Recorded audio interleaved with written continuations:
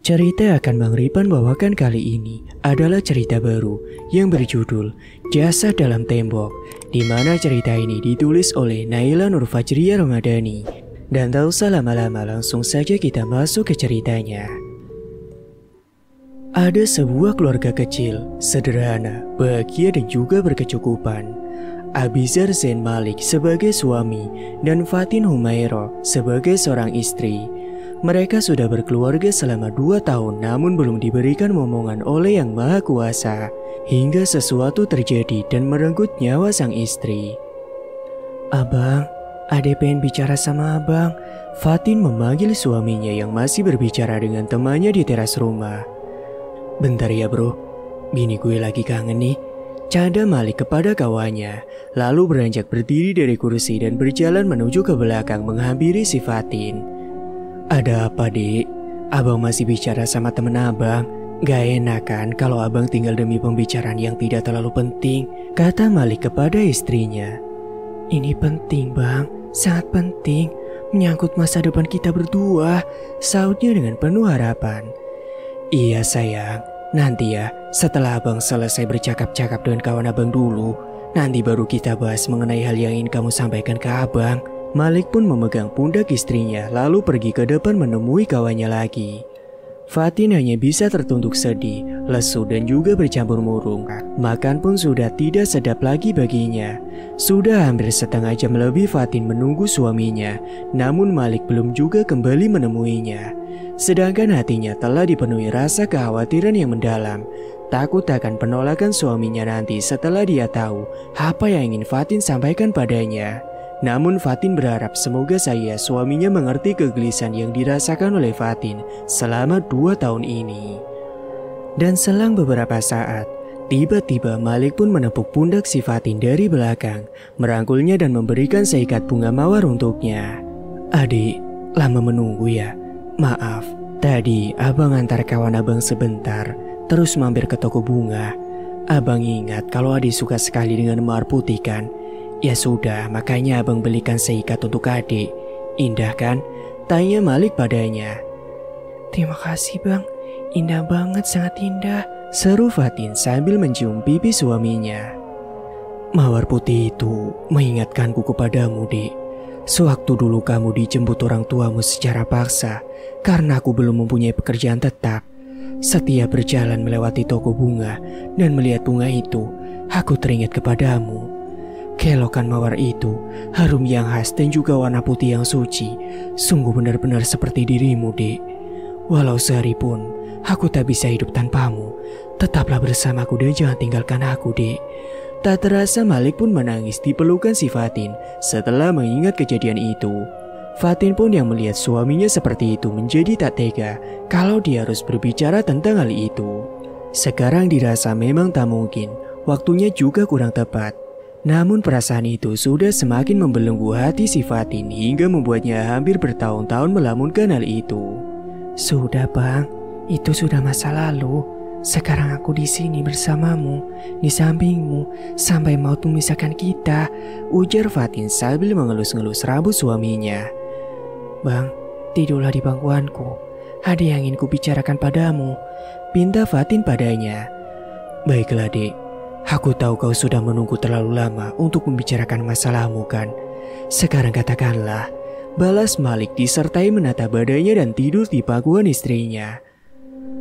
"Apakah abang merasakan rumah ini sepi, sunyi, seperti kekurangan sesuatu?" tanya Fatin yang memulai basa-basinya. "Apa maksudmu, Dek? Kan ada aku, kamu, juga pembantu yang lain yang siap 24 jam untuk melayanimu kan? Mengapa? Apa kau tak merasa nyaman tinggal di rumah luas seperti ini? Jikalau memang iya, aku akan menjual rumah ini dan membeli rumah yang sederhana untuk tempat tinggal kita, dan sisa uangnya kita tabung buat masa depan kita," tutur Malik padanya. "Bukan seperti itu bang, namun Fatin menginginkan hal yang lain," celetuk Fatin yang tiba-tiba membuat Malik semakin penasaran. "Hal lain apa sayang?" tanya Malik. "Aku ingin kau menikah lagi bang," ucap Fatin padanya. Mendadak hati Malik pun tersambar petir mendengar permintaan istrinya. Sedangkan dia adalah tipe seorang suami yang setia dan dia juga sangat mencintai si Fatin. Tapi mengapa istrinya berbicara seperti itu? Itulah yang menjadi teka-teki di benak Malik sekarang ini. Apa maksudmu, Dek? Apa kau tak mencintaiku lagi? Atau kau sudah bosan? Apakah kau siap jika aku berpoligami? Tanya Malik dengan nada tinggi lalu bangkit dari pangkuan Fatin. Tenanglah bang, duduk dulu, aku akan jelaskan, kata Fatin.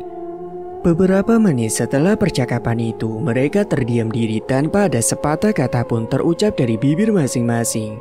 Lalu Fatin memulai pembicaraan dan membahas tentang masa lalunya dulu. Bang, apa kau ingat kejadian setahun lalu? Saat bahagianya kau menjadi seorang ayah dan kau melupakan segalanya. Hingga sesuatu terjadi padaku dan membuat aku keguguran. Apa kau ingat dokter sudah mengangkat rahimku dan aku sudah tidak bisa memberimu keturunan lagi, Mas? Kita sudah merahasiakan semuanya di orang tua kita. Namun ayahmu kemarin berkata, dia ingin segera menimang cucu. Mengingat usianya yang sudah tua, dia ingin menghabiskan sisa umurnya dengan bermain bersama cucunya, Bang. Tutur Fatin yang kemudian menangis pilu mengingat kejadian itu. Malik yang tidak tega melihatnya bersedih, segera memeluknya dan mengusap air mata istri tercintanya tersebut. Maafkan aku, Dek. Aku terlalu larut oleh kemarahan, sehingga aku tak tahu apa maksud dari tujuanmu. Dek, kau tak perlu memberatkan pikiranmu sejauh ini. Kita bisa mengadopsi anak, atau jika kau mau, kau bisa ambil satu solusi yaitu bayi tabung, ucap Malik padanya. Jangan bang, itu terlalu beresiko. Ayahmu menginginkan cucu dari darah dagingmu, bukan dari orang lain. Please bang, aku mohon turutilah permintaanku. Fatin memohon pada suaminya hingga bersimpu di kakinya, membujuk Malik supaya dia mau menerima saran darinya. Berdirilah Fatin, aku tak suka jika kau seperti itu. Keputusanku tetap sama. Ketahuilah, aku teramat sangat mencintaimu. Jadi jangan pernah sekali menyuruhku untuk menikah untuk yang kedua kalinya. Jika kau mau, kau bisa ambil salah satu saran dariku tadi, sahut Malik disertai kemarahan yang memuncak lalu pergi ke kamarnya meninggalkan Fatin yang masih dalam keadaan terpukul. Singkat cerita, keesokan harinya mereka pun kedatangan seorang tamu perempuan yang dimana Fatin belum pernah menjumpainya. Assalamualaikum, terdengar sayup suara perempuan dari luar rumah yang berpintu emas itu. Waalaikumsalam. Iya, tunggu sebentar, teriak Fatin dari dalam rumah. Dia segera turun dari tangga, memakai hijabnya dan langsung membukakan pintunya, takut apabila ada tamu penting. Maaf, siapa ya? Tanya Fatin sambil mengernyitkan dahinya dan memandangi perempuan yang belum dikenalnya tersebut dari atas sampai ke bawah. Halo mbak, aku temannya Malik, namaku Zubaidah. Apakah Maliknya ada di rumah? Tanya perempuan berwajah manis itu. Oh, ada mbak, silakan duduk dulu. Sebentar, Mas Maliknya masih tidur, saya bangunkan dulu, ucap Fatin sambil berlalu ke atas membangunkan suaminya. Bibi, nah, tolong bikinin teh manis ya Bi buat tamu, teriak Fatin dari atas tangga. Enggak non, balas Bi Ina. Sementara itu, siapa ya perempuan tadi? Apakah itu adik Malik atau istrinya? Tapi mana mungkin itu istrinya? Norak sekali penampilannya. Setauku Malik kan sukanya wanita yang feminim. Celetuk perempuan yang bernama Zubai itu dari dalam hati. Tak lama kemudian Malik pun turun bersama Fatin menemui Zubaidah yang telah menunggu di ruang tamu. Baju koko hitam yang dipadukan dengan sarung berwarna kecoklatan membuat penampilan Malik semakin menawan dan membuat siapapun perempuan yang melihatnya pasti akan jatuh cinta. Terutama Zubaidah, teman masa sekolahnya Malik dulu, yang sedari dulu diam-diam telah menyukai si Malik. Maaf, siapa ya? Tanya Malik sambil menjabat tangan Zubaidah. Kamu melupakanku Malik, setelah kamu menjadi orang sukses dan bergelimang harta sekarang ini, ucap Zubaidah. Bukan begitu, tapi saya benar-benar lupa, sahut Malik sambil mengernyitkan dahinya. Ingat sama si Cubi dulu pas waktu masih SMA? Tanya Zubaidah. Malik pun masih berpikir keras mengingat nama yang menurutnya tak asing di telinganya tersebut. Oh, astaga, kamu. Masya Allah. Terakhir kita bertemu kan pas waktu kamu berpamitan mau ke kuliah Malaysia kan? Apa kabar kamu Zubaidah? Dan juga bagaimana kabar papa dan mamamu? Seru Malik disertai gelak tawa yang kala itu semakin membuat jantungnya berdegup kencang. Apa kamu memang benar gak tahu? Papa dan mamaku sudah meninggal. Mereka kecelakaan di pesawat waktu ingin mengunjungiku. Pesawat yang mereka tumpangi jatuh ke laut. 2 hari kemudian, jenazah mereka baru ditemukan dengan keadaan yang sudah benar-benar hancur. Mungkin karena sebagian tubuhnya sudah dimakan ikan. Zubaidah menceritakan secara rinci kejadian demi kejadian yang merenggut nyawa kedua orang tuanya. Tak terasa matanya pun telah dipenuhi oleh tangisan yang kelamaan air dari kelopak matanya itu mengalir di pipi merahnya. Malik yang tidak tega melihat perempuan yang sedang menangis segera beranjak dari tempat duduknya dan mengambil tisu yang berada di lemari bucket kecil dekat sofa lalu memberikannya kepada Zubaidah. Innalillahi, maafin aku ya Dak. Aku benar-benar gak tahu soal itu. Turut berduka cita atas kepergian kedua orang tuamu ya. Semoga kamu diberi ketabahan olehnya. Tutur Malik sambil menepuk pundak temannya berniat menenangkan Zubaidah yang saat itu sedang menangis terpukul. Fatin yang kala itu melihat keduanya tampak akrab segera pergi meninggalkan ruang tamu dan hendak pergi ke dapur karena tak ingin mengganggu percakapan serius mereka. Namun tiba-tiba, "Loh sayang, kamu mau kemana? Sini duduk dulu di sebelahku," pinta Malik sambil menarik tangan Fatin yang hendak meninggalkan dirinya. "Apa? Sayang, benarkah yang kudengar itu?" seru Zubaidah dalam hati. Perasaannya kini menjadi hancur ketika mengetahui rupanya lelaki yang telah didambakannya ternyata telah menikah. "Ida, kenalkan, ini Fatin istriku. Cantik kan?" ujar Malik sambil memegang dagu Fatin berniat ingin menggodanya. Abang, malu bang, jangan gitu," saut Fatin sambil membuang tangan akal Malik. Sedangkan Zubaidah yang terbakar cemburu melihat kemesraan mereka hanya menyunggingkan bibirnya tanda tidak suka. "Apa yang dilihat Malik dari perempuan itu? Cantik juga tidak, penampilannya juga udik, jauh di atas rata-rata wanita idaman," seru Zubaidah dalam hatinya. "Lik, aku pamit pulang dulu ya. Lain kali aku akan berkunjung lagi ke rumahmu," cetus Zubaidah. "Mbak, nginap aja dulu di sini beberapa hari. Boleh kan bang?" tanya Fatin kepada suaminya. Malik pun mengangguk menadakan mengiyakan permintaan si Fatin. "Baiklah kalau kalian berdua memaksa, aku akan menginap di sini beberapa hari," saut Zubaidah. "Mari mbak, saya tunjukkan kamar untuk mbak istirahat," ucap Fatin dengan lembut. Saat keduanya melewati sebuah bilik kamar yang kebetulan terbuka, Zubaidah terperangah melihat kamar megah dan luas. Meja rias yang selalu menjadi impiannya sejak dulu, tempat tidur besar, ukiran-ukiran dipan yang terbuat dari emas, sungguh bak kamar milik kesultanan kerajaan. Dia lalu masuk ke kamar itu tanpa disuruh oleh penghuni rumah, memandang leluasa setiap sudut kamar itu. Tak serta-merta hidungnya mengendus aroma pengharum lavender yang menyebar luas di dalam kamar itu. Lalu dia pun merebahkan tubuhnya di tempat itu sambil menikmati suasana sejuk dan damai yang dirasanya seperti di surga. Namun Fatin lagi-lagi mengganggunya menikmati hayalannya tersebut. Mbak Zubaidah," tegur Fatin dengan menepuk-nepuk pelan pipi Zubaidah. Maaf, kamar siapa ini? Kok indah sekali. Apa boleh aku menginap di kamar ini saja?" pinta Zubaidah. Maaf mbak, bukannya saya tidak memperbolehkan, namun ini adalah kamar kami berdua. Di sini juga banyak kok mbak kamar yang lebih luas seperti ini, tutur si Fatin.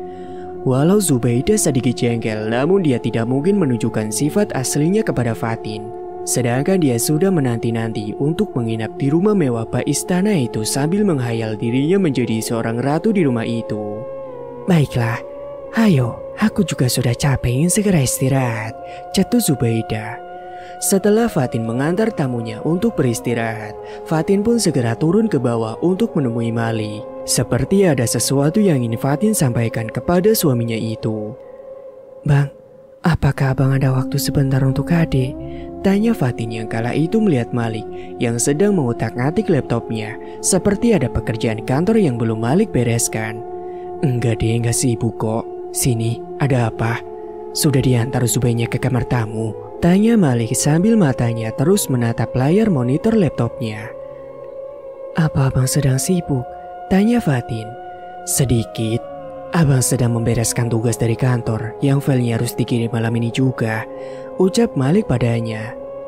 Bang, kalau tidak keberatan, Fatin ingin bertanya pada abang. Tanyakanlah dek, selagi abang masih bisa menjawabnya. Tapi jangan pertanyaan yang susah-susah ya, canda Malik kepada istri tercintanya. Sepertinya abang ada hubungan spesial sama teman abang itu, tanya Fatin penuh penasaran. Sekejap Malik pun terdiam lalu tertawa kecil dan menutup laptopnya. Apakah istri abang sedang cemburu saat ini? Tanya Malik menggoda sambil memeluk hangat istri tercintanya. Apa sih bang? Bukan begitu. Ade cuma tanya saja sama abang, balas Fatin dengan senyuman malu hingga membuat pipinya menjadi merah merona.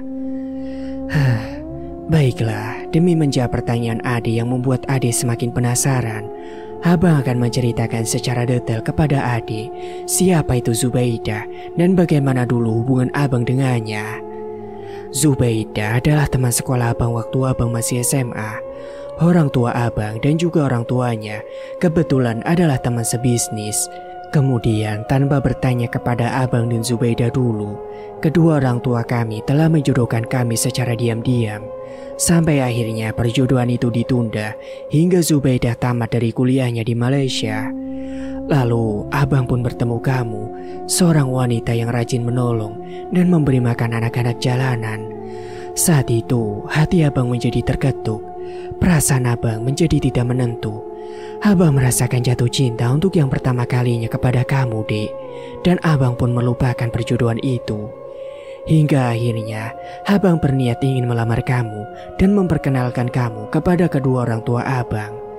Memang saat itu keadaan sedang mendesak. Orang tua abang juga sudah terikat janji oleh orang tua Zubaidah. Saat abang membawamu ke rumah, juga berniat mempersuntingmu, ibuku sudah berpikir bahwa aku telah jatuh cinta kepada gadis lain, yaitu kamu, dek. Lalu ibuku membujuk ayah agar ayah dapat mempertimbangkan dahulu perasaan putranya dibandingkan dengan hasratnya demi proyek yang besar yang kala itu sedang dia tangani bersama orang tua Zubaidah. Lalu orang tuaku lebih menyayangiku. Dia lebih mementingkan perasaanku dibanding dengan mencari harta yang tidak ada habisnya. Hingga akhirnya kita pun menikah. Hidup kita bahagia dan juga berkecukupan sampai hari ini. Tentunya itu semua berkat doa yang selalu kamu panjatkan kepada Allah. Terima kasih adik, kamu telah setia menemaniku dari bawah hingga aku menjadi sukses sampai sekarang ini. Tutur Malik sambil mencium kening si Fatin. Fatin yang mendengarkan penjelasan suaminya, kala itu dia langsung menangis mengingat kejadian demi kejadian yang dilaluinya bersama suaminya. Bang, Ade mempunyai satu permintaan. Apa abang akan sanggup untuk memenuhinya? Tanya Fatin. Katakanlah, dek. Aku ingin abang menikahi Zubaidah. Karena kau sudah terlanjur dijodohkan dengannya, maka kau harus penuhi perjanjian yang telah dibuat orang tuamu kepada orang tua Zubaidah, bang. Apalagi Zubaidah sekarang seorang diri di dunia ini. Abang pasti tahu kalau kedua orang tua Zubaidah telah meninggal dunia. Di samping itu, ayahmu juga ingin segera menimang cucu di akhir sisa umurnya ini, bang. Turutilah permintaanku ini, bang. Tolong, rengek Fatin kepada suaminya.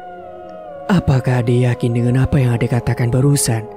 Itu sama saja dengan Ade menyuruh abang untuk berpoligami. Apa Ade ikhlas jikalau waktu abang nantinya akan terbagi dua? Tanya Malik yang kala itu meyakinkan lagi ucapan istrinya yang menurutnya terdengar agak aneh. Insya Allah bang, Ade ikhlas lahir dan batin, ucap Fatin sambil menangis di pelukan si Malik. Malik yang sebenarnya telah mengetahui bahwa hati Fatin sedang terluka, saat itu memendam dalam-dalam perasaan hancurnya. Teringat akan kebahagiaan orang tuanya, apalagi orang tua Malik hanya tinggal ayahnya saja. Ibunya telah meninggal karena sakit jantung yang dideritanya. Malik pun lebih mementingkan kebahagiaan ayahnya dan menuruti perkataan istri tercintanya.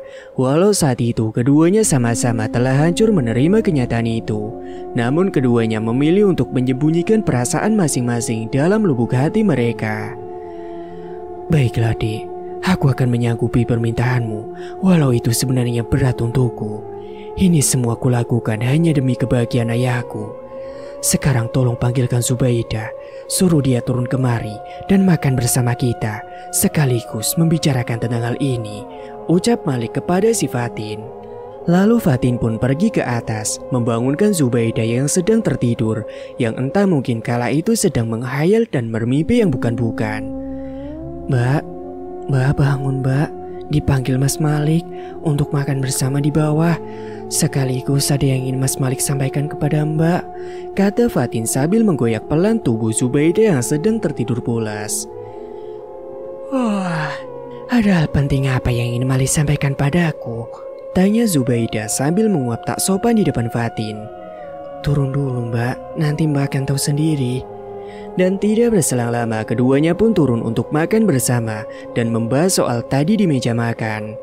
Sedangkan dari tadi Malik terus saja membolak-balikan nasi yang tak dimakannya sambil sesekali tangannya memainkan garpu yang berada di tangan kirinya.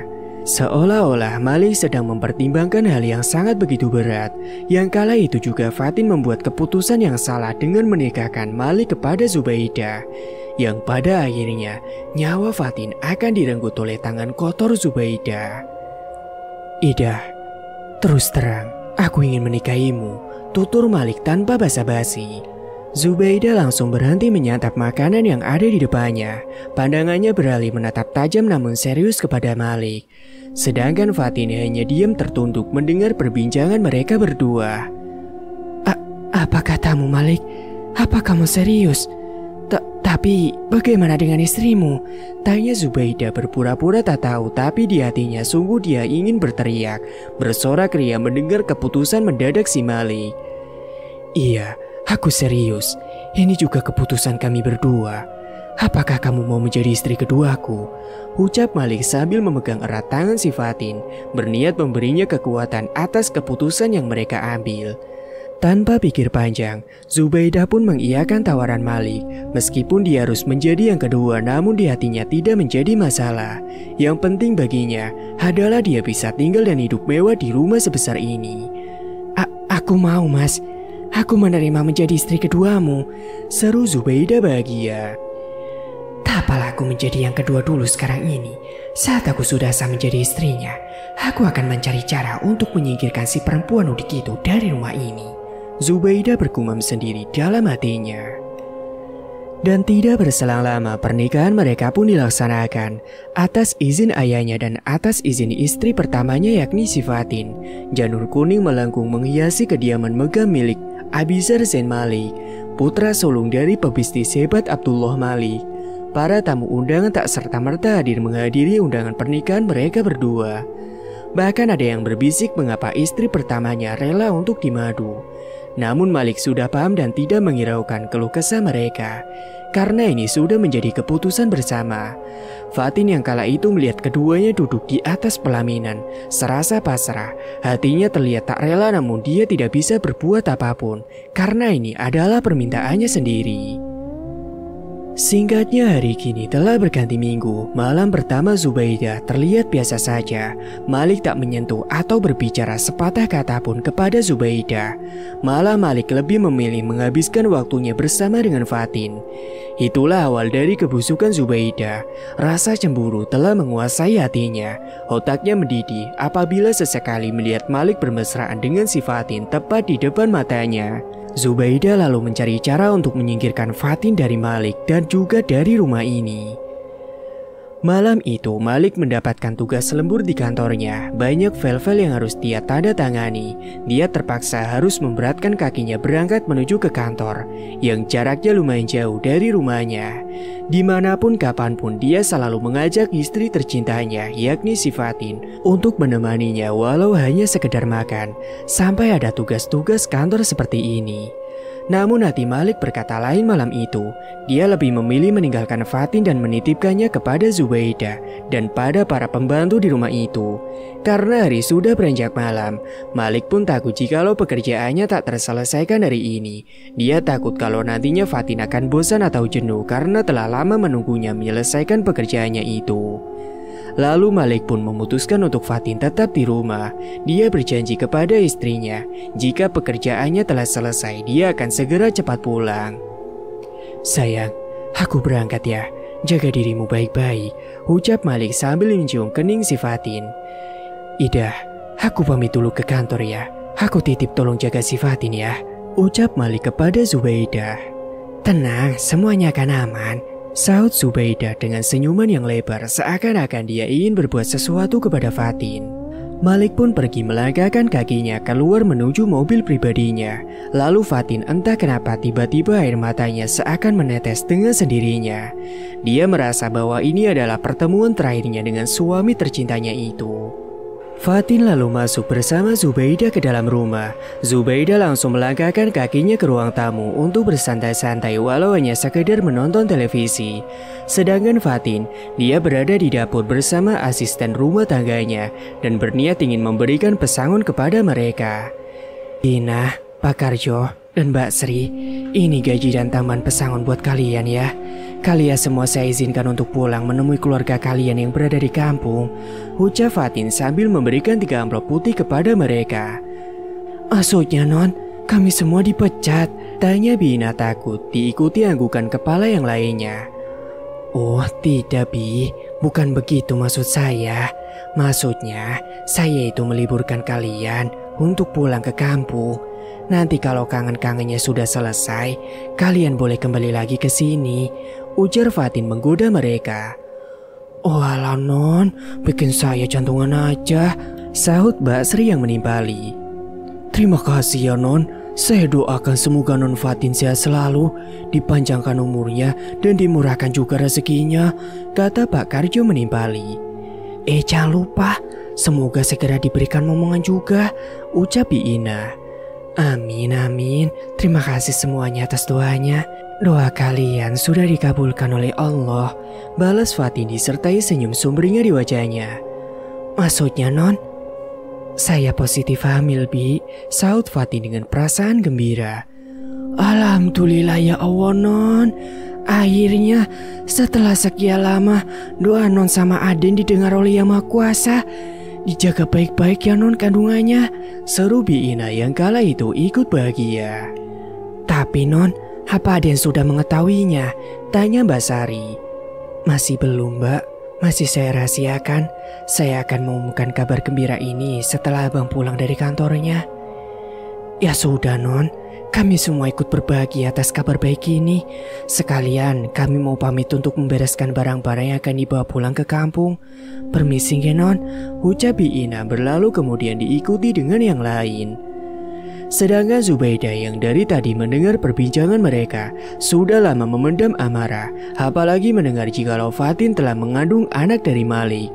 Dia tidak terima melihat kemenangan ada di tangan Fatin. Lalu Zubaidah merencanakan sesuatu untuk menjelakai Malik dan juga bayi yang ada di kandungannya. Ini tidak bisa dibiarkan. Bisa-bisa aku yang nantinya akan diceraikan oleh Malik dan ditendang dari rumah ini. Tidak, aku tidak mau. Aku harus segera menyingkirkan perempuan udik itu dari rumah ini, ucap Zubaidah dengan geram. Kemudian ketiga pembantunya pun keluar kamar masing-masing sambil semuanya membawa tas tenteng dan tidak sabar ingin bertemu sanak keluarganya di kampung. Non, kami pamit pulang dulu ya non. Dijaga kandungannya, jangan lupa jaga kesehatan dan makan yang teratur supaya ibu dan jabang bayinya sehat sampai lahiran nanti, tutur Bi Ina sambil berpamitan menjabat tangan Fatin, kemudian disusul Pak Karjo dan juga Mbak Sari. Non Zubaidah, kami pamit ya non. Saya titip non Fatin dulu ya non untuk sementara, ucap Bi Ina sambil berpamitan ingin menjabat tangan Zubaidah. Iya sudah sana, tak perlu pakai acara bersalaman segala. Toh kalian juga akan kembali lagi ke sini kan? Kata Zubaidah dengan sombong sambil menutup hidungnya. Terlihat dengan jelas mimik wajah ketiga asisten rumah tangga itu nampak kecewa melihat perlakuan Zubaidah yang seperti itu. Tapi Fatin segera menghibur hati mereka dan mengantarkan mereka sampai ke depan pintu gerbang. Sudah ya Bi, Pak, Mbak, jangan dimasukin hati kata-kata Zubaidah. Kalau gitu hati-hati ya semuanya. Salam untuk keluarga kalian di kampung, seru Fatin sambil melambaikan tangannya. Terima kasih banyak ya non. Kami berjanji akan secepatnya pulang ke rumah ini, teriak Mbak Sari yang saat itu terakhir memasuki mobil, menyusul semuanya. Kemudian sopir pribadi Fatin segera mengantarkan mereka menuju ke stasiun. Hingga pada akhirnya sepeninggalan ketiga pembantunya dan juga Malik, kini Fatin hanya tinggal berdua di rumah megah itu bersama Zubaidah. Hal ini membuat rencana Zubaidah semakin mudah untuk segera menyingkirkan Fatin karena di rumah sedang tidak ada siapa-siapa. Zubaidah sengaja mematikan CCTV pada semua ruangan agar hasilnya tidak diketahui oleh siapapun. Diam-diam Zubaidah menyelinap ke kamar si Fatin dengan menggunakan pakaian seperti perampok. Dia membuka pelan pintu kamar agar Fatin tidak terbangun dari tidurnya. Sesegera mungkin, dia menancapkan sebuah pisau kecil tepat di leher Fatin, namun Fatin dengan sigap dapat menghindari serangan itu. "Siapa kamu? Tolong ada rampok!"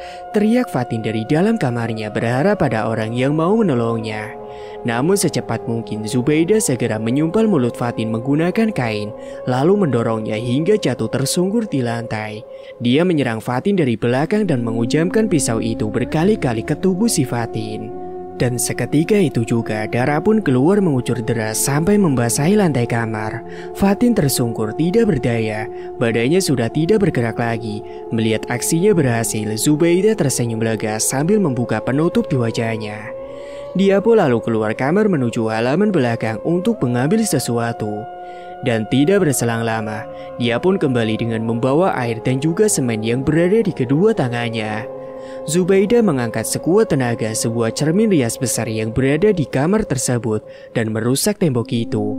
Kemudian menyeret tubuh mati Fatin dan diletakkan di dalam tembok itu. Lalu dia pun menutupnya dengan semen setebal mungkin agar ulahnya itu tidak dicurigai oleh Malik dan juga terciduk polisi. Zubaidah lalu memasang kembali cermin rias itu tepat di tembok yang telah disemen tadi. Sesekali dia mengusap peluh yang membasahi keningnya dan menyunggingkan bibirnya. "Inilah riwayatmu, dasar perempuan kampung. Sekarang hanya akulah yang berkuasa di rumah ini, sekaligus menjadi istri satu-satunya dari suamimu. Nikmatilah penderitaanmu di dalam sana. Sementara aku akan mengambil alih posisi di hadapan Malik dan mengambil kembali aku ini," seru Zubaidah disertai gelak tawa kepuasan. Lalu Zubaidah segera membersihkan berkas bercak darah yang masih berceceran di lantai dan membuang semua barang bukti yang melibatkan dirinya jauh-jauh dari rumah itu. Fatin, seorang gadis cantik dan lugu serta baik hati, sekarang hanya tinggal nama. Kebaikan hatinya telah dimanfaatkan oleh orang lain hingga membuat dirinya menjadi bahan percobaan pembunuhan yang sangat teramat keji. Masa depan yang dia dambakan kini telah dia bawa dan dia kubur bersama dengannya. Buah hati yang dia impikan yang masih belum lahir ke dunia, kini juga harus ikut menjadi korban atas perbuatan picik Zubaidah. Setelah semua tugasnya selesai, Zubaidah merebahkan dirinya di kamar Malik, sambil sesekali matanya menatap cermin rias yang berada di depannya. Fatin, belum tahu kamu berhadapan dengan siapa," gumam Zubaidah. Dan tidak berapa lama Zubaidah tertidur di ranjang itu. Namun baru hendak memejamkan matanya, tiba-tiba ada tangan yang mencekik lehernya. Zubaidah pun tersentak kaget melihat seorang perempuan yang ada di hadapannya. Kamu, ucap Zubaidah terbata-bata ketika dirinya menjumpai sesosok hantu Fatin yang mencekik lehernya dan menatapnya penuh dendam. "Iya aku.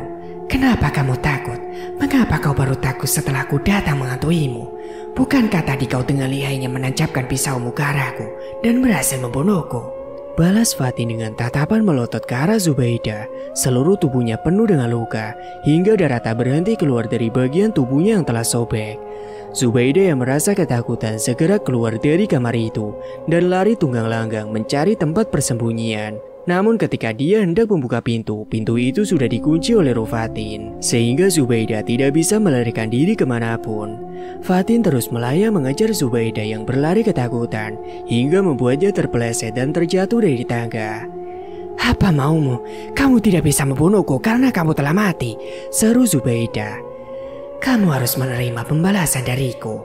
Dasar wanita laknat, wanita keji, wanita yang tidak tahu berterima kasih. Aku akan membunuhmu dan membawamu ke neraka," ucap Roh Fatin sambil terus mengejar Zubaidah yang dainya telah terluka akibat terjatuh dari tangga. Jangan, ampuni aku, jangan bunuh aku," kata Zubaidah. Lalu Malik tiba-tiba menepuk pipi Zubaidah. Ida, bangun Ida," ucap Malik membangunkan Zubaidah yang tengah bermimpi buruk itu. "Malik, Kamu sudah pulang? Balas Zubaidah yang masih merasa ketakutan dan segera memeluk tubuh Malik dengan sangat erat. Aku takut mas, seru Zubaidah. Sudah, tenanglah, kau hanya bermimpi buruk. Di mana si Fatin dan juga di mana pembantu yang lainnya? Mengapa rumah tiba-tiba jadi sepi? Tanya Malik. Zubaidah baru ingat dia tidak tahu harus berkata apa kepada Malik. Lalu Zubaidah pun mencari satu alasan yang tepat agar Zain dapat mempercayai kata-katanya. Fatin tadi berpamitan padaku mas, dia ingin mengunjungi orang tuanya. Sedang para pembantu, dia disuruh berlibur dahulu oleh Fatin. Karena Fatin kasihan melihat mereka yang terus bekerja sepanjang hari tanpa beristirahat. Tutur Zubaidah berbohong. Oh begitu, tapi mengapa Fatin tidak meminta izinku terlebih dahulu atau menungguku pulang jikalau ingin pergi ke rumah orang tuanya? Baiklah, kalau begitu aku akan menelponnya dulu. Tunggu mas, jangan ditelepon, sahut Zubaidah yang kala itu menantangkan Malik untuk menghubungi nomor Fatin. Mengapa dah? Mengapa aku tak boleh menghubungi istriku sendiri? Tanya Malik heran dengan sikap Zubaidah. Bukan begitu mas, tapi Fatin telah berpesan padaku bahwa dia sedang tak ingin diganggu ataupun ditelepon sekarang ini. Jelas Zubaidah yang sedang mencari alasan. Oh, baiklah kalau begitu.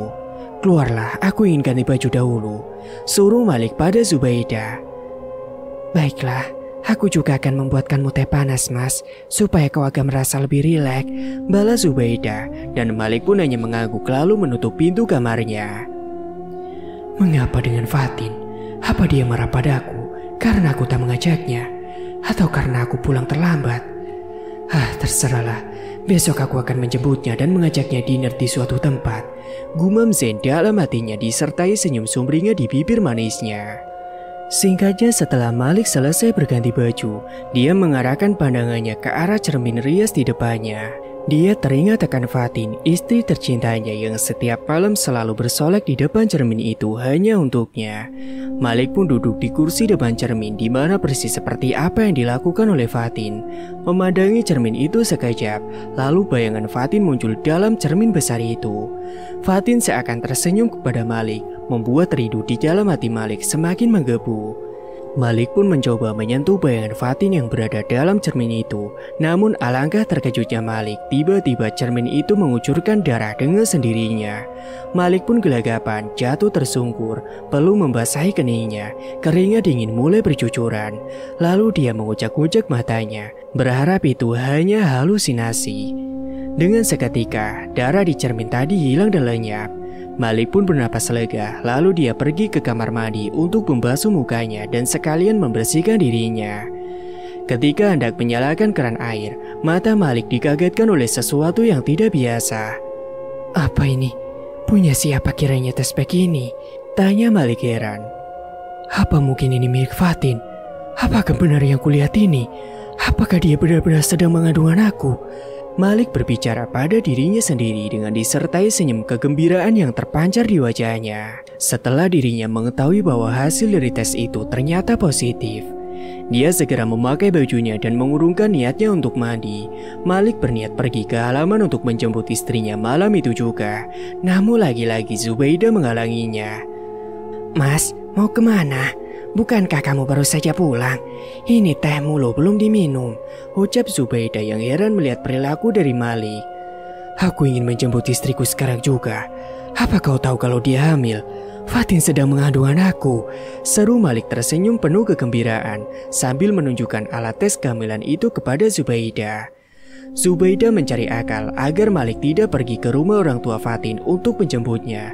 Dia mengarang beribu cerita agar tindakan kejinya itu tidak diketahui olehnya.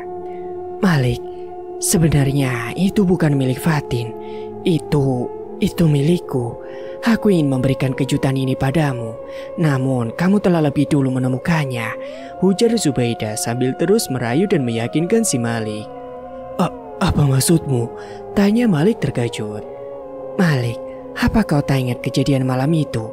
Kita kan sudah resmi menjadi suami istri dan kau juga sudah melakukan kewajibanmu sebagai suamiku. Kamu telah memberikan hak itu kepadaku, Mas, ucap Zubaidah mencari alasan. Tidak, aku tidak mungkin melakukannya, sahut Malik dengan yakin. Mas, percayalah, malam itu kau dalam keadaan mabuk. Mungkin kau mengira aku adalah Fatin hingga kau tak sungkan-sungkan melakukan hal itu padaku, tutur Zubaidah. Jadi, tes pack ini punyamu dan kau ambil anakku? Tanya Malik yang tidak percaya. Benar mas, aku ambil darah dagingmu, saut Zubaidah. Aku permisi dulu, aku ingin istirahat sebentar. Malik meninggalkan Zubaidah secara tiba-tiba. Hatinya masih tidak percaya jikalau dia telah bersetubuh dengan Zubaidah dan mengkhianati si Fatin. Malik, betapa bodohnya kamu. Benar ini adalah tes pack si Fatin istrimu. Tapi takkan kubiarkan kau mengetahui kejahatan yang telah kuperbuat padanya sekarang. Belum waktunya, asal kau tahu, istri beserta anakmu telah kukirim ke neraka, cetus Zubaidah. Sedangkan di kamar, Malik tak mengerti apa yang sebenarnya terjadi. Dia masih menyangkal bahwa dia pernah tidur dengan Zubaidah, perempuan yang tidak pernah dicintainya. Malik merasa sedih. Dia memukul-mukul sendiri pipinya karena dia merasa bersalah telah mengkhianati istrinya dan membagi dua cintanya. Maafkan aku sayang, aku tak sengaja melakukannya. Ya Tuhan, apa yang harus aku katakan pada Fatin saat dia pulang nanti? Ucap Malik dengan sedih. Lalu Malik pun mengistirahatkan otak dan pikirannya sejenak dengan berbaring di ranjangnya tersebut. Matanya sesaat terpejam. Dia terlelap karena kantuk yang telah menyelimuti dirinya dan capek yang telah melanda tubuhnya. Sesaat dia bermimpi, dia menjumpai Fatin istrinya sedang berada di sebuah taman yang dihiasi bunga-bunga yang indah. Dengan memakai baju putih, bersih, dan juga suci yang dipakai Fatin menambah aura kecantikannya keluar saat diperhatikan dari belakang. Malik pun mendekatkan dirinya ke arah Fatin. Dia menggenggam erat tangan Fatin. Sayang, aku rindu, kata Malik sambil bersandar di pundak sang istri. Dan pada saat bersamaan, Fatin pun menolehkan wajahnya ke hadapan Malik. Lalu Malik terkejut melihat wajah Fatin yang lebam dan di tubuhnya penuh luka tusukan. Malik pun menitikkan air mata ketika tangan Fatin menyentuh pipinya. Sayang, apa yang terjadi padamu sebenarnya? Mengapa tanganmu jadi dingin? Lalu luka ini? Tanya Malik yang tak berhenti menangis melihat keadaan istrinya kala itu. Tolong aku, Bah. Ucap Fatin nampak terlihat dari kelopak matanya dia menangis darah. Malik pun kaget lalu terbangun dari mimpi buruknya itu. Keringat dingin mulai bercucuran. Dia masih mengingat dengan jelas kondisi istrinya dengan tubuh yang mengenaskan. Astagfirullah. Malik mengucapkan kalimat itu berulang kali ketika telah terbangun dari mimpi buruknya itu. Apa yang sebenarnya terjadi padamu, Fatin? Sehingga aku bermimpi buruk tentangmu, seru Malik sambil menutup kedua mukanya dengan kedua telapak tangannya. Dan singkat cerita, kini malam telah berganti pagi. Keberadaan Fatin masih menjadi misteri. Hanya Zubaidah dan Sang Maha Melihatlah yang mengetahui perbuatannya tersebut. Malik yang malam itu tidak bisa tidur karena dibuat penasaran oleh mimpinya. Pagi itu segera menuju ke kediaman orang tua Fatin. Tak lupa dia berhenti sebentar di toko bunga untuk membelikan bunga kesukaan istrinya itu. Ya, Fatin sangat sekali menyukai mawar putih. Malik berharap jikalau memang benar Fatin sedang marah padanya dan tidak ingin kembali pulang ke rumahnya, maka Malik harus berbesar hati membujuknya, yaitu salah satunya dengan membelikan bunga mawar putih kesukaannya. Bel pintu rumah pun berbunyi. Selang beberapa lama, keluarlah seorang wanita parubaya membukakan pintu untuknya. Nak Malik, ada apa nak? Tumben pagi-pagi mertamu ke sini? Ucap perempuan setengah baya itu yang tak lain adalah ibunya si Fatin. Assalamualaikum Bu, saya ingin menjemput Fatin. Apakah Fatinnya ada? Tanya Malik sambil mencium tangan mertuanya. Sekejap mertuanya mengernyitkan dahinya dan wajahnya terlihat bingung mendengar pernyataan dari menantunya itu. Waalaikumsalam nak. Bukankah Fatin sudah menjadi istrimu? Tentu saja dia tinggal bersamamu nak. Mengapa kamu datang kemari untuk menjemputnya? Memangnya kemana perginya Fatin sampai nak Malik mencarinya kemari? Apakah kalian berdua sedang bertengkar? Begitulah pertanyaan demi pertanyaan yang dilontarkan oleh mertuanya kepada si Malik, membuat Malik menjadi tambah bingung di mana kiranya keberadaan istrinya itu. Nah Malik, kau malah melamun. Memangnya ada apa dengan Fatin? Tanya mertuanya yang agak sedikit keras karena Malik tidak menjawab pertanyaan pertamanya. Maaf Bu, Saya kira Fatin mengunjungi orang tuanya karena dia tidak berada di rumah sekarang ini. Baiklah Bu, maaf telah mengganggu waktunya. Mungkin Fatin sedang ada keperluan mendadak. Ya sudah Bu, saya mohon izin pamit pulang. Siapa tahu Fatin telah sampai di rumah. Salam untuk Bapak ya Bu, tutur Malik sambil menjabat dan mencium tangan mertuanya itu. Oh iya nak, hati-hati ya. Kalau ada apa-apa segera hubungi ibu ya nak, supaya ibu dan bapak di sini tidak cemas, sahut mertuanya. Lalu Malik pun melajukan mobilnya menuju ke rumah. Dan tiba-tiba saat di jalan, Malik dikejutkan oleh segerombol orang-orang yang tengah mengerumuni sesuatu dan menghambat aktivitas rambu lalu lintas. Sedangkan semua mobil secara bersamaan telah membunyikan klaksonnya masing-masing, namun tak ada yang menghiraukannya. Melihat semua itu, tentunya Malik pun menjadi penasaran. Dia bertanya kepada salah seorang pemuda yang tengah berlari menghampiri kerumunan itu. Mas, maaf, ada apa ya di depan? Kok rame-rame? Tanya Malik penasaran. Oh, itu Mas, ada perempuan cantik yang tewas tertabrak mobil. Pelakunya melarikan diri. Jantung Zen pun mendadak berdegup kencang, napasnya memburu, seluruh badannya bergetar. Dia segera berlari menghampiri kerumunan itu dan mencari celah agar bisa masuk dan melihat siapa yang menjadi korban tabrak lari itu. Fatin! Dia meneriaki nama istrinya dan mengira bahwa istrinya lah yang mengalami kecelakaan. Namun setelah dilihatnya, Malik masih bisa bernapas lega. Ternyata perempuan cantik itu bukanlah si Fatin. Walaupun sekarang hati Malik masih cemas karena keberadaan Fatin masih belum diketahui. Masnya kenal dengan mbak ini? Tanya seorang ibu tua yang melihat kecelakaan itu. Oh, tidak Bu, saya kira istri saya. Maaf, permisi, sahut Malik sambil berlalu dari tempat kejadian itu.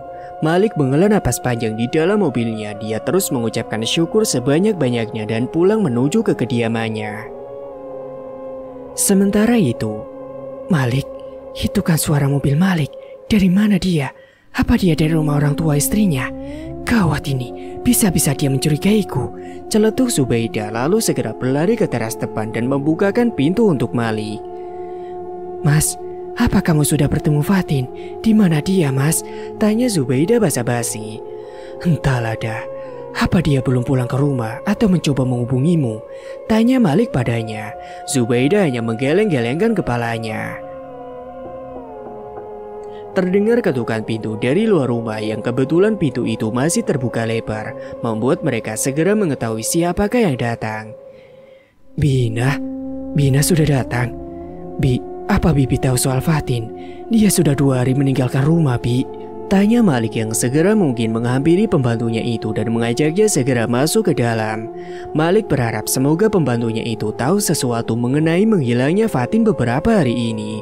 Zubaidah mulai kebingungan melihat Bi Ina yang telah kembali. Dia tidak tahu sekarang ini harus berbuat apa. Maksud Aden apa, Den? Maaf Den, saya tidak mengerti.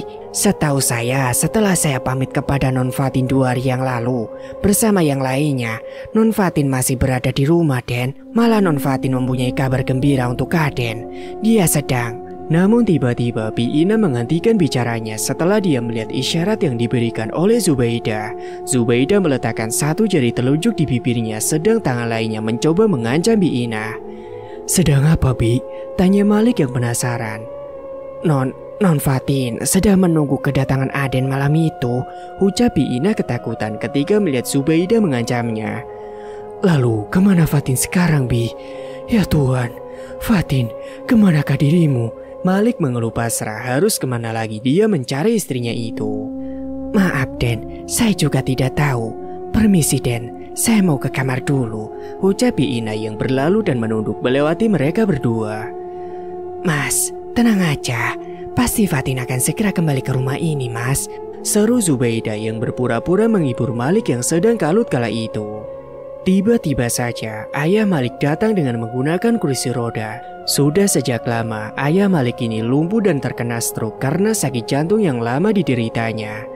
Ayah, ada apa ya? Apa ya perlu sesuatu? Biar Malik yang ambilkan, tanya Malik kepada ayahnya. Ayah Malik sepertinya ingin mengatakan sesuatu. Matanya melotot kepada Zubaidah serta mulutnya ingin memberitahu si Malik tentang suatu hal namun rasanya sulit. Ayah, Ayah ingin mengatakan sesuatu, tanya Malik dengan sangat lembut. Ayahnya hanya menganggukkan kepalanya. Hidah, tolong ambilkan kertas dan pulpen seadanya kemari, suruh Malik kepada Zubaidah. Zubaidah saat itu belum mengerti apa yang dituliskan ayah Malik di kertas itu. Dia menuruti perkataan Malik dengan membawa secari kertas dan pulpen sebagai wadah menulis ayahnya. Ini ya, ayah bisa sampaikan apa yang ingin ayah katakan dalam kertas ini. Ayahnya lalu menulis menggunakan tangan kirinya dengan susah payah. Dalam tulisan itu terdapat kata mati yang dengan susah payah ditulisnya. Malik tidak tahu apa maksud ayah sebenarnya dan apa maksud dari tulisan kata mati yang dituliskan oleh ayahnya di kertas itu. Malik, mungkin ayahmu sedang kelelahan. Biar aku bawa ke kamarnya dulu ya, ucap Zubaidah berlalu sambil mendorong kursi roda ayah Malik menuju ke kamarnya. Dan singkatnya setelah sampai ke kamar, Zubaidah mendorong keras kursi roda itu hingga ayah Malik pun terjatuh tersungkur. Tak lupa dia segera mengunci pintu kamarnya supaya perbuatannya tidak diketahui oleh Malik. Apa maksudmu tadi, Pak Tua? Apa kau telah melihatku membunuh menantu kesayanganmu? Baiklah kalau begitu, ayah mertuaku sayang. Jika ayah tidak ingin anak ayah, Malik celaka, maka tutup rapat-rapat mulut ayah. Atau aku akan menutup sendiri mulut ayah menggunakan pisau ini. Apakah ayah mau? Ancam Zubaidah sambil meletakkan sebuah pisau kecil di pipi mertuanya. Ayah Malik pun menjadi ketakutan, keringat bercucuran deras dari keningnya hingga membasahi bajunya. Ia masih tidak percaya bahwa dirinya telah melihat secara langsung bagaimana Zubaidah membunuh menantunya secara keji. Sementara itu, Biina masih terheran-heran dengan sikap Zubaidah yang mengancamnya. Ya Allah, apa yang terjadi dengan Non Fatin sebenarnya? Tolong lindungilah Non Fatin, Gusti. Jangan biarkan prahara rumah tangga bahagia mereka hancur begitu saja, ucap Biina sambil membereskan dan menyapu ruangan kamar utama Malik. Biina kemudian menatap dalam sebuah cermin rias besar yang ada di depannya. Aneh, mengapa cermin ini terlihat miring? Dan apa ini? Mengapa ada gambaran semacam tangan di pinggiran ukiran ini? Biina mencoba memegang cap seperti tangan yang tertempel di pinggiran cermin itu. Astagfirullah, ini kan darah kering. Darah siapa yang menempel di cermin ini? Ucap Biina. Dan tiba-tiba angin berembus dengan kencang menyibakkan tirai dan jendela yang sudah tertutup bahkan terkunci. Lampu kamar menjadi berkedip. Bulu kuduk Biina seketika meremang berdiri. Nampak jelas dari sebuah cermin yang berada di hadapannya. Muncul seorang perempuan. Gambarnya tidak begitu jelas. Kian lama gambaran itu menjadi besar dan tepat berhadapan dengan dirinya sekarang ini. Air mata darah mengalir dari sosok wanita tersebut. Non Fatih. Biina terkejut bercampur takut melihat wanita yang berdiri di depannya benar-benar mirip sekali seperti Fatih, istri dari majikannya. Bi, maafkan aku. Aku hendak meminjamkan ragamu sebentar untuk menyelesaikan dan membongkar pelaku yang telah membunuhku, ucap sesosok wanita yang mirip Fatin itu. Lalu dia merasuki tubuh Biina seketika. Biina pun bergetar hebat, rambutnya menjadi acak-acakan. Dia mengambil sebuah linggis dan pisau tajam lalu keluar dengan geram dari kamar itu. Di mana kamu wanita iblis? Teriak Biina yang dirasuki oleh Fatin. Sontak semua penghuni rumah pun keluar, terutama si Malik. Semua kaget juga takut melihat tingkah Biina yang seperti orang kerasukan. Mas, aku takut. Apa yang terjadi dengan pembantu kita? Tanya Zubaidah. Wanita iblis, sini kau. Akan kubuat tubuhmu menjadi makanan tikus hari ini juga, ucap Biina yang menghampiri Zubaidah. Mas, tolong aku mas, aku takut. Zubaidah lalu berdiri mencoba menghindari kejaran Biina. Sedangkan Malik dia mencoba sekuat tenaga untuk menghentikan Biina yang terus ingin mengejar dan melenyapkan Zubaidah tanpa maksud. Dia memegang kuat-kuat tangan Biina dan menahan tubuhnya. Bi, istighfar Bi. Biina pun lalu menatap mata Malik dalam-dalam. Air matanya mengalir mengucur setelah melihat wajah Malik. Sikap yang tadinya membabi buta kini telah lenyap dengan sendirinya.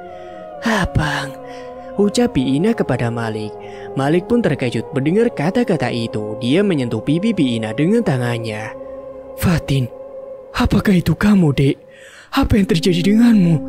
Berhari-hari aku telah mencarimu, namun hingga kini aku belum juga bertemu denganmu, ucap Malik. Lalu keduanya sama-sama menangis. Maafkan aku, Bang. Semua ini terjadi karena kebodohanku.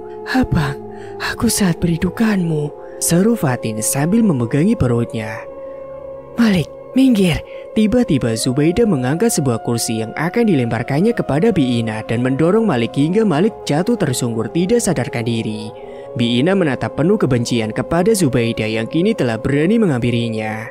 Sontak saja Biina menjerit dengan kencang membuat tubuh Zubaida terpental beberapa meter hingga Zubaida terjatuh dan serpian kaca mengenai beberapa tubuhnya. Rufatin kembali keluar dari badan Biina. Tubuh Biina lemas lalu terjatuh pingsan di samping tubuh Malik. Fatin melayang menghampiri Zubaida yang tengah merintih kesakitan. Dia menindih tubuh Zubaida dengan kuat. Fatin, maafkanlah aku.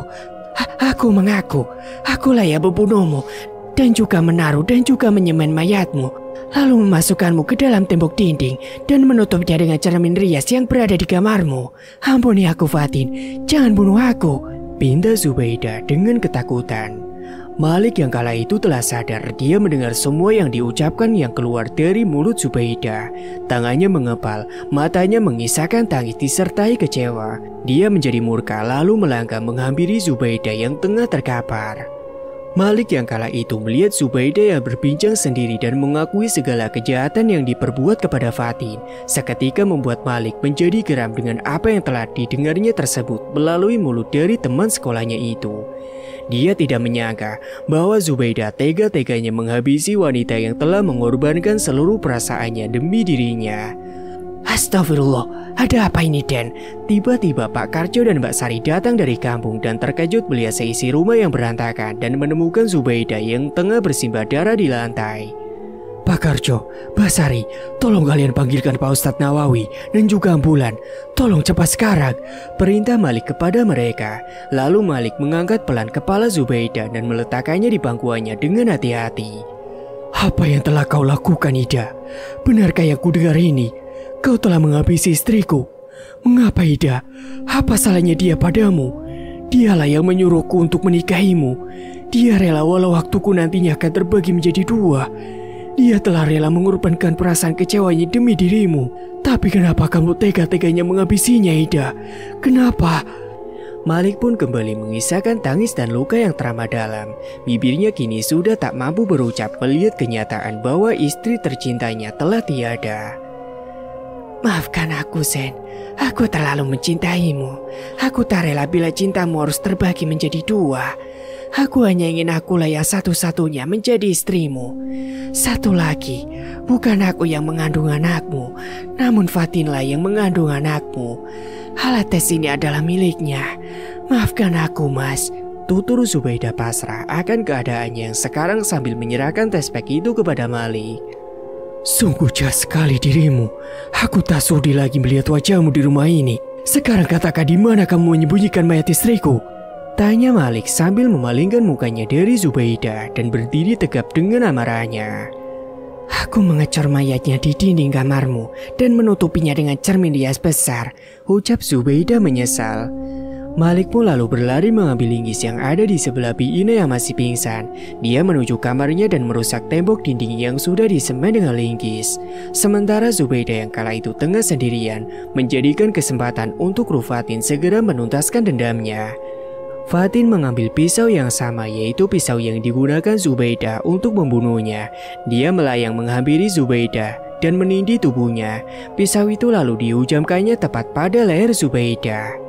Rasakan ini karena kau telah beraninya merusak kepercayaanku.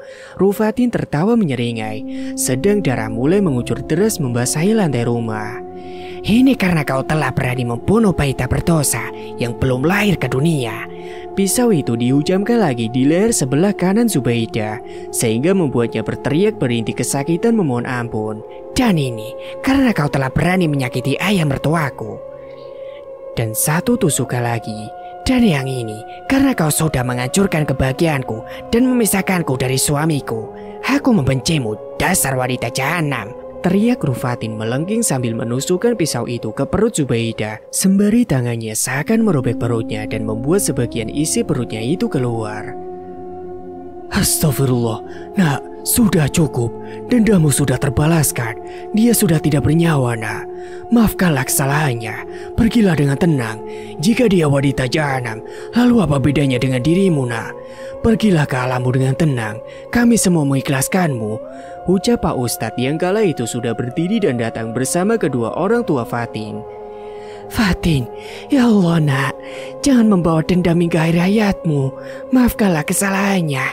Bapak dan ibumu telah ikhlas.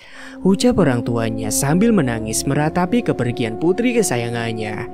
Ibu Fatin yang menangis histeris menjadi jatuh tidak sadarkan diri karena tak kuat menerima kenyataan bahwa putrinya telah meninggal dunia dengan cara yang tragis. Terima kasih Pak Ustadz. Bapak, Ibu, Fatin pamit. Maafkanlah segala kesalahan Fatin dan selalu doakan Fatin supaya Fatin tenang di alam sana. Bi Ina yang telah sadar, Pak Karjo dan juga Mbak Sari pun ikut menangis melihat kejadian itu. Seketika datang cahaya putih yang seakan-akan ingin membawa dan menjemput Ruh Fatin pergi dari sini. Semuanya, aku pergi dulu. Terima kasih telah membantuku menyelesaikan kasus ini. Ucap Ruh Fatin kemudian berlalu menuju cahaya putih yang tengah menunggunya. Fatin, tunggu, jangan tinggalkan aku. Malik datang tergopoh-gopoh dengan membawa mayat Fatin yang sudah kaku menjadi batu. Aku akan ikut bersamamu. Kita telah berjanji sehidup semati. Izinkan aku untuk pergi denganmu. Malik pun berlari menyusul Fatin, namun tangan ayah Fatin memegangi tubuhnya secara erat. Sudahlah nak, ikhlaskan istrimu. Hatinya sudah tenang, biarkan dia pergi. Alamnya sudah berbeda dengan kita, tutur mertuanya. Fatin yang ketika itu berjalan meninggalkan mereka tiba-tiba menolehkan wajahnya ke belakang. Dia tersenyum di hadapan semuanya. Benar bang, dunia kita sudah berbeda. Aku dan anak kita kelak akan menunggumu di pintu surga. Ikhlaskanlah aku. Aku juga sangat mencintaimu. Akan kubawa cinta ini selamanya dengan benih cinta yang telah tertanam di rahimku bersamaku untuk selamanya. Selamat tinggal abang, selamat tinggal semuanya. Fatin lalu tersenyum sambil melambai-lambaikan tangannya kemudian hilang ditelan cahaya putih. Fatin, tidak. Malik jatuh tersungkur menangis histeris, jiwanya merasa kehilangan seorang yang sangat dicintainya. Aku berjanji, aku akan mengubur jasadmu dengan layak. Malik berkata sambil menggendong jenazah Fatin yang kaku itu menuju keluar rumah. Dan tidak berselang lama, mobil ambulan dan mobil aparat kepolisian telah sampai ke lokasi rumah Malik dan segera mengevakuasi dan membawa jenazah Zubaidah untuk diotopsi ke rumah sakit. Terkadang kebaikan hati bisa dengan seenaknya dimanfaatkan. Kebodohan diri telah menghancurkan kepercayaan yang tertanam. Kadangkala kita lupa kepada zat yang telah memberi kehidupan, terlena akan kemewahan dunia, dan tersesat di alam yang fana. Tamat, cerita pun selesai. Dan itulah ending dari cerita kali ini. Terima kasih kepada Kak Naila Nur Fajriya Ramadhani yang telah mengizinkan Mang Ripan untuk mengangkat kisahnya. Dan Mang Ripan ucapkan terima kasih juga kepada para penonton yang telah menyimak cerita dari awal sampai selesai. Dan sampai ketemu lagi di cerita terbaru lainnya yang akan Mang Ripan bawakan. Sekian dulu dari Mang Ripan. Wassalamualaikum warahmatullahi wabarakatuh.